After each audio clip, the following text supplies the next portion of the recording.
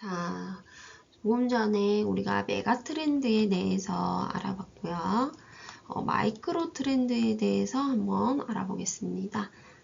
마이크로 트렌드는 작지만 의미 있는 변화의 시작. 그래서 마이크로 트렌드는 말 그대로 아주 미세하고 작은 유행이에요. 그래서 대중의 전체보다는 일부 특정 집단 사이에서 짧게 유행하는 현상을 말합니다. 전체 트렌드의 약 30%를 마이크로 트렌드가 차지하는 경우가 많다고 해요. 그걸 마이크로 트렌드라고 하고요. 그래서 근데 이렇게 작다고 해서 중요하지 않은 것은 아니에요. 소수의 집단에서 시작된 흐름이 또 다수의 공감을 얻으면 더 큰 트렌드로 발전할 수 있는 변화의 씨앗이라고 다들 봅니다. 그래서 예시로 보면 건강과 아름다움을 동시에 추구하는 특정 선호 고객층을 중심으로 형성된 요가 그리고 줌바 댄스 열풍이 대표적인 사례예요. 이것을 모든 사람이 다 하지는 않죠. 근데 어때요? 일부 사람이 하지만 그분들은 엄청 뭐라 그래야 되죠? 열풍이 불 만큼 집중해서 그들만의 문화로 자리를 잡고 있잖아요. 그런 것들이 선호 고객층이 있는 거예요. 그래서 중요하지 않는 것은 아니다. 그렇지만 작은 유행, 그러니까 특정인들에게 유행을 하고 있는 느낌으로 생각을 하시면 됩니다. 그리고 중요한 점은 마이크로 트렌드는 좀 더 큰 메가 트렌드의 맥락 안에서 나타난다는 거예요. 그래서 웰빙이라는 메가 트렌드가 요즘 있기 때문에 요가, 줌바 이런 것들이 삶을 즐겁게 살고 건강을 위해서 그죠? 이런 마이크로 트렌드가 뿌리 내릴 수 있다. 그렇게 보고 있습니다. 그래서 전략적 시사점으로는 마이크로 트렌드는 미래의 시장의 방향성을 알려주는 신호탄이다. 이를 초기에 발견하고 육성하는 것이 혁신의 핵심이다. 그래서 미래가 어디로 가고 있는지 작은 그런 신호탄. 그래서 이걸 미리 알고 또 부목을 시켜서 혁신을 하면 미래를 선도할 수 있겠죠. 그래서 지금까지 살펴본 이제 4가지의 개념을 우리가 표로 한번 정리해서 함께 살펴보도록 하겠습니다. 그래서 우리가 메가 트렌드, 마이크로 트렌드, 그리고 패드 이렇게 알아봤어요. 그래서 먼저 지속 기간을 한번 볼게요. 지속 기간은 메가 트렌드는 10년 이상도 지속될 수 있습니다. 그래서 영향의 범위는 사회, 문화, 경제 전반적으로 특정 분야가 아니고요. 그리고 핵심 특징 및 사례를 보시면 시대 전체를 관통하는 거대한 흐름과 같다. 그래서 예시가 웰빙, 이너뷰티, 홈 디바이스 이런 것들은 시대 전체를 관통하는 큰 부분이에요. 그래서 10년 이상 지속될 것이다. 그렇게 보고 있고요. 트렌드는 3년에서 10년, 지속기간은 3년에서 10년 정도다. 그래서 영향의 범위를 보면 특정 산업 및 문화 영역, 특정 산업이에요. 메가 트렌드는 사회, 문화, 경제를 다 포괄해서 전반적으로 영향을 미친다 그러면 그냥 트렌드는 특정 산업 및 문화 영역에 해당이 된다고 보시면 되겠습니다. 그래서 일정한 방향성을 가진 지속적인 유행, 그래서 뉴트로 열풍 이런 것들을 예시로 들 수 있겠습니다. 자, 마이크로 트렌드는 그럼 뭐냐? 마이크로 트렌드는 1년에서 3년 내외의 지속 기간을 갖고 있어요. 그래서 트렌드보다는 작다고 보실 수 있겠습니다. 그래서 영향 범위를 보면요. 특정 소비 집단, 소수 그룹, 그러니까 어느 특정한 일부 집단에서 영향을 끼친다. 그렇게 보시면 되겠고요. 핵심 특징 및 사례를 보시면 작지만 새로운 변화를 이끄는 미세 유행이다. 그래서 예로 요가, 그리고 줌바 댄스 이렇게 볼 수가 있겠죠. 그렇게 보실 수 있고요. 그래서 패드, 마지막으로 패드 한번 보실게요. 패드를 보시면 지속기간이 1년 미만이에요. 1년 미만. 그래서 굉장히 짧다. 메가 트렌드에 비하면 굉장히 짧죠. 그래서 영향 범위 또한 1년 미만으로 짧기 때문에 제한적, 그리고 일시적이다. 일시적이다 라고 보시면 되겠고요. 반짝 나타났다가 빠르게 사라진다. 그래서 우리가 월드컵 붉은 티셔츠도 월드컵 하는 그때만 입죠. 그때만 입으니까 빠르게 사라집니다. 그리고 셔플 댄스 이런 것들을 볼 수가 있겠습니다.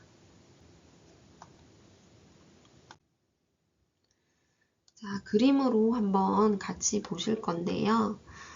그림이 조금 틀려진 부분이 있어요. 패드가 여기로 와야지 되고, 패드가 이쪽으로 와야 되고, 마이크로 트렌드가 여기로 와야 되는데 조금 그림이 잘못됐습니다. 이 부분 다시 한번 참고 부탁드리고요.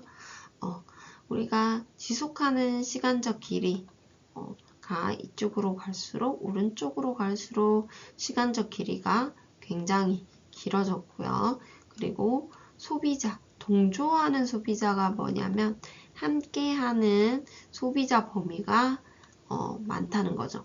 그래서 소비자, 함께하는 소비자 범위가 이쪽으로 갈수록 굉장히 많다. 그렇게 보시면 되겠습니다. 그래서 우리가 메가 트렌드는 어때요? 지속하는 시간적 길이도 길고 함께하는 소비자도 많다. 그렇게 보시면 되겠습니다.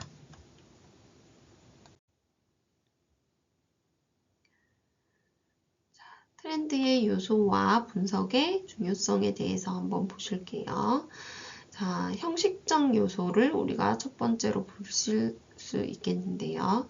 형식적 요소는 눈에 보이는 트렌드의 겉모습이다. 그렇게 보시면 돼요. 그래서 형식적 요소란 트렌드의 겉모습처럼 우리가 오감으로 직접 느낄 수 있는 특징을 말해요. 눈으로 보고 귀로 듣고 그리고 피부로 느끼는 모든 감각적인 부분이 여기에 해당합니다. 그래서 이것은 트렌드 분석의 가장 첫 단계예요. 그래서 우리가 보고 느끼는 바로 직접적으로 보고 느끼고 들을 수 있는 그런 부분을 형식적 요소다. 그래서 패션은 뭐가 될 수 있을까요? 패션은 옷의 색상, 패턴, 소재, 실루엣 이런 것들이 형식적 요소겠죠. 그래서 색이라든가 패턴, 소재, 실루엣 이런 거를 볼 수도 있고 또 만졌을 때 느껴지기도 하죠. 패턴이나 이런 소재 같은 것들이 만졌을 때 느껴지지도 하잖아요. 그죠? 그래서 이제 눈에 보이는 것들 이런 것들이 형식적 요소겠죠. 그리고 뷰티는 더 이런 형식적 요소가 다양하겠죠. 일단 향이 있어요. 그래서 화장품의 향, 그리고 발림감. 우리가 기초를 바를 때도 느낌이 다 다르잖아요. 기초마다. 그죠? 그래서 그런 발림감. 그리고 패키지 디자인. 우리가 처음에 살 때 어때요? 케이스가 예쁘다. 이런 것들도 들어갈 수 있습니다. 그래서 형식적 요소. 마찬가지로 뭐 섀도우라든가 립글로스 이런 것도 어때요? 색상이 또 보이잖아요. 그죠? 그런 것들. 그래서 예시로 그렇게 볼 수 있겠고요. 그리고 음악을 들으면 어때요? 우리가 소리로 들을 수가 있잖아요. 그래서 멜로디라든가 리듬이라든가 그리고 가수의 그런 음색 그런 것들을 우리가 또 볼 수 있겠죠. 그래서 형식적 요소는 눈에 보이는 겉모습, 우리가 보이는 겉에 느낄 수 있는 것들이다 라고 보시면 되겠습니다.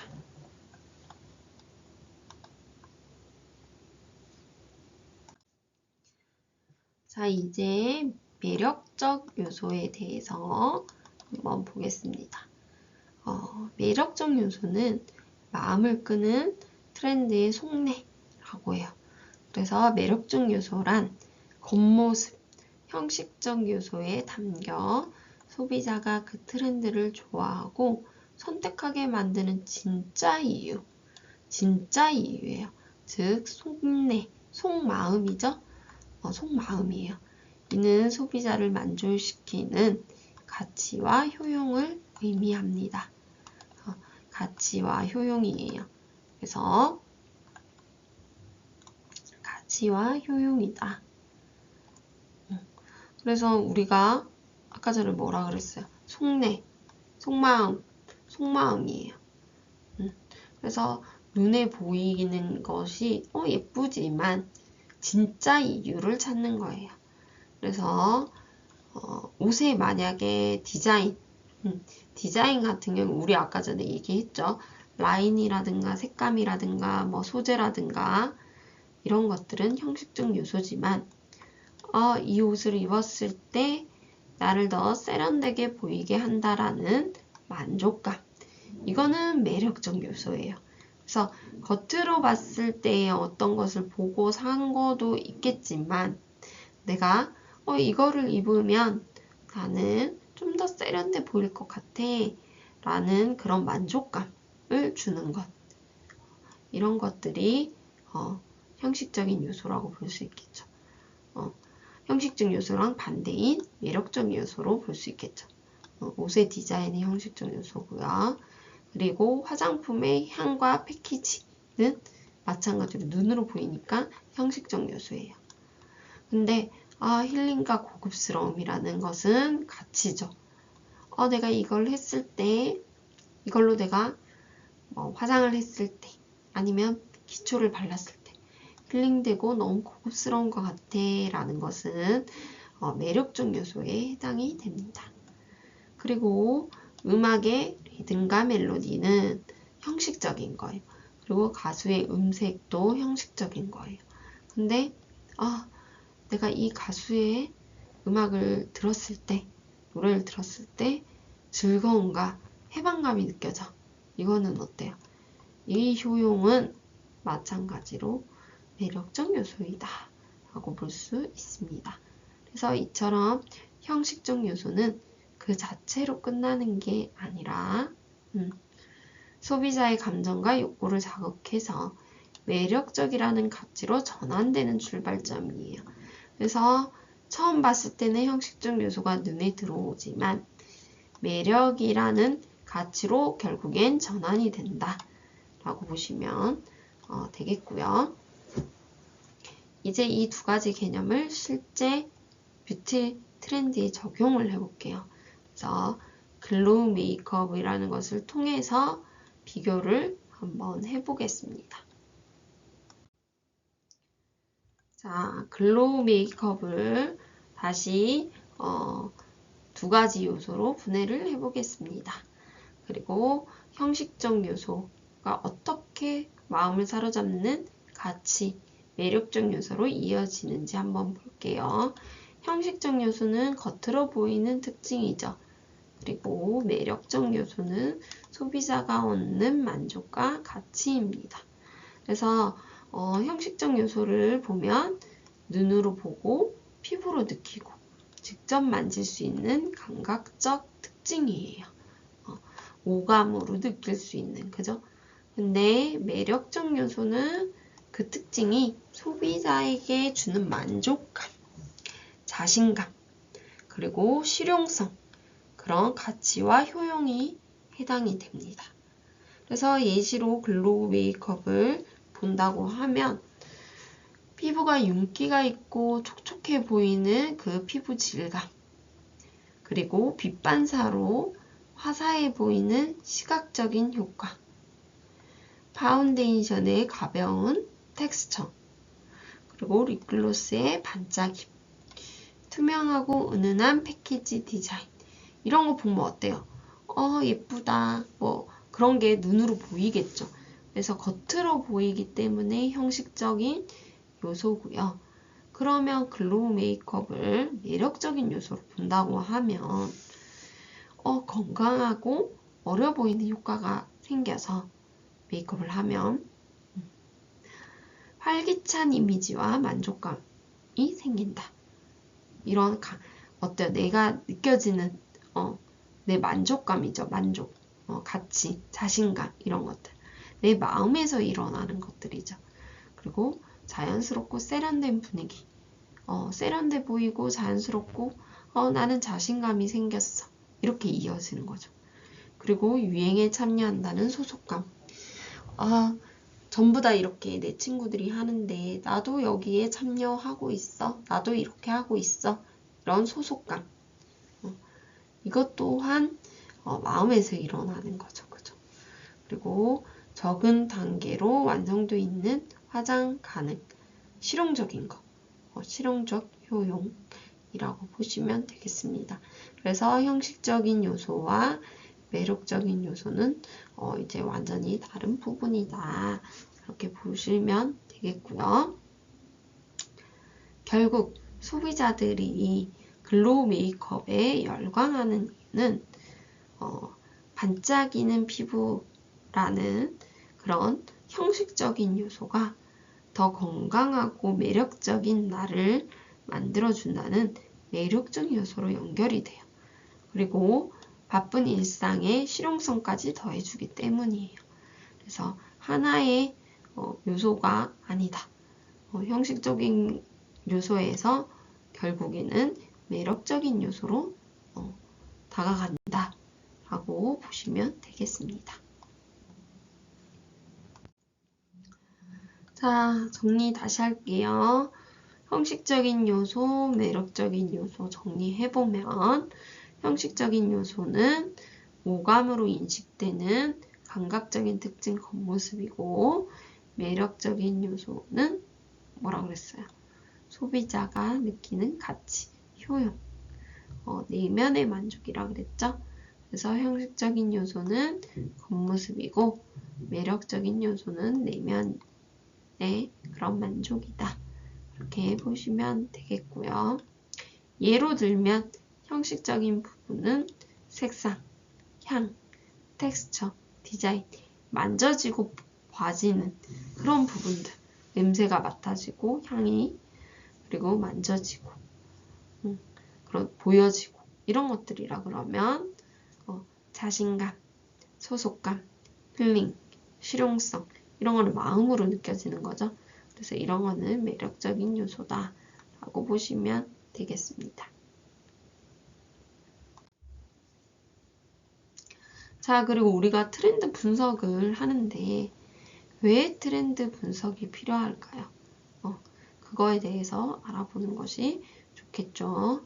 그래서 트렌드의 분석이 필요한 이유는 변화의 속도가 빠르고 트렌드가 소비자의 행동이 예측이 불가하기 때문이에요.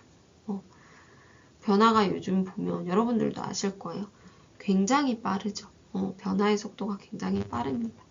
그리고 소비자가 어떤 것을 좋아하고 어떤 부분에서 행동을 할지 예측이 불가하기 때문에 트렌드 분석이 필요해요.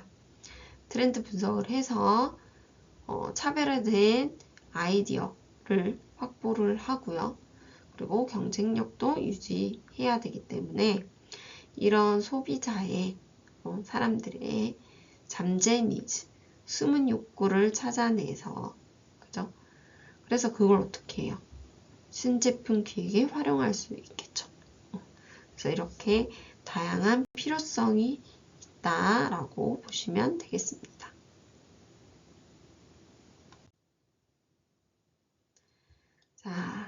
트렌드의 수명 주기와 분석적 시간에 대해서 한번 보시겠습니다. 트렌드의 수명 주기는 4단계로 우리가 나눠볼 수가 있어요. 그래서 첫 번째는 잠재기, 새로운 징후가 나타나고요. 정기 확산기는 조기 수용자, 트렌드 세터가 확산을 시킵니다. 처음에 새로운 징후가 나타나면 그게 모든 사람들에게 갑자기 퍼지는 게 아니라요. 우리 그런 폰이라든가 노트북이라든가 탭 같은 것들, 패드 같은 것들을 보면 얼리 어답터가 있잖아요. 그죠? 그런 분들이 먼저 사용을 해서 유튜브라든가 이런 데 올리면 대중들이 그걸 보고 사고 이렇게 되죠. 그래서 정기 확산기는 조기 수용자가 있어요. 빠르게 먼저 받아들이는 그런 트렌드 세터가 있어요. 그래서 그런 트렌드 세터가 확산을 먼저 하고요. 후기 확산기 때 어때요? 대중들이 받아들여요. 그래서 일반 사람들이 받아들일 때는 벌써 이것은 후기 확산기에 와 있다 라고 보시면 돼요. 정기는 트렌드 세터. 그리고 대중들이 다 받아들인 다음에는 어떻게 되나요? 냉각기가 찾아옵니다. 그래서 이런 것들이 진부화되고 소멸 단계에 이르러요. 대중들이 이제 많은 사람들이 사용을 하게 되면 이제 소멸되는 수순으로 이제 간다. 그렇게 보시면 되겠습니다. 그래서 트렌드 확산의 유형을 보실게요. 잠재기 때는 새로운 징후가 나타나죠. 그 다음에 직선형은 일정한 속도를 내요. S 곡선형은 일정한 시점 후에 성장의 한계가 있습니다. 포물선형은 어때요? 폭발적인 상승을 합니다. 폭발적인 상승을 해요. 역포물선형은 어때요? 급속적으로 하락을 합니다. 그래서 이 부분도 한번 공부해 보시길 바랍니다. 자, 우리 살아남는 트렌드의 조건을 한번 보실게요. 자, 트렌드가 사라지는 것도 있고 계속 살아남는 것도 있어요. 소멸하는 트렌드랑 살아남는 트렌드가 어떻게 다르냐? 그죠? 소멸하는 트렌드, 주기가 짧아요. 그죠? 이런 트렌드는 주기가 짧기 때문에 사라지는 거예요. 그리고 살아남는 트렌드는 주기가 길어요.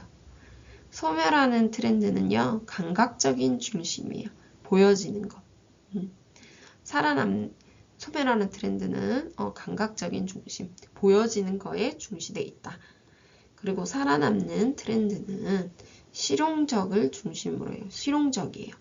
그러니까 우리가 단순하게 보여지는 부분이라 보다는 사용하는데 편리하다던가 그런 부분입니다. 그리고 소멸하는 트렌드는 기술혁신 중심이요. 갑자기 새로운 신기술 이런 것들이 해당이 돼요.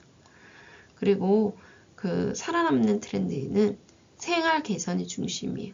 이런 것들이 뭐가 되냐면 너무 불편했던 무언가가 개선이 되는 거 그런 거를 볼 수 있습니다. 그리고 소멸하는 트렌드는요. 교체 비용이 낮아요. 교체 비용이 낮아서 낮기 때문에 어때요? 빨리 교체해버릴 수가 있겠죠. 빨리 그만두고 다른 걸 하고 그럴 수가 있어요. 살아남는 트렌드는 교체 비용이 높아요. 그래서 교체를 자주 할 수 있어요? 없어요? 자주 못해요. 네, 자주 못해요. 그리고 소멸하는 트렌드는 대안이 많아요. 다른 게 있어요. 다른 게 있어서 다른 거 하면 돼요. 근데 살아남는 트렌드는 어때요? 대안이 없어요. 얘 말고는 안 돼. 다른 거를 대체할 수가 없어. 이런 것들이 살아남는 트렌드라고 보실 수 있겠습니다. 자, 마무리 요약을 해볼게요.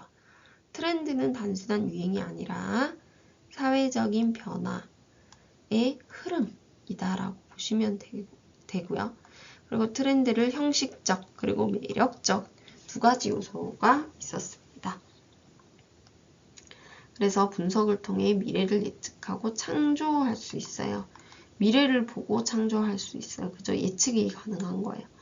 그래서 핵심 정리 세 문장을 해보면 트렌드는 방향이 있어요. 목적, 가는 길이 있어요. 그죠? 그래서 미래를 예측 가능해요. 그래서 일시적인 유행과는 구분이 돼요.